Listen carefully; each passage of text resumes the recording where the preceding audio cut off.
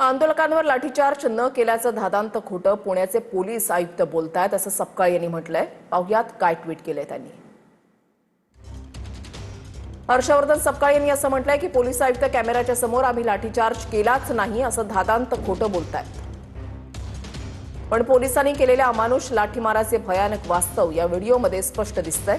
पीडित कुटुंबाला न्याय मिळावा यासाठी शांततेमध्ये आंदोलन करणाऱ्या जनतेवर पोलिसांनी ज्या क्रूरपणे लाठ्या चालवल्या ते पाहून माणुसकीलाही लाज वाटेल। हे राज्य आहे की हुकुमशाही? न्याय मागण्यासाठी जमलेल्या पीडितेच्या कुटुंबियांना धमकावताना, नागरिकांवर लाठ्या चालवताना पोलिसांचे हात थरथरले नाहीत? फेल गृहमंत्री फडणवीसांनी लक्षात असू द्यावं, न्याय मिळवून देण्याची जबाबदारी आपली आहे। पोलीस यंत्रणेमार्फत न्याय मागणाऱ्यांचाच आवाज दाबण्याचा प्रयत्न करणं हे त्या मुख्यमंत्री पदावर बसलेल्या व्यक्तीला शोभा देत नाही।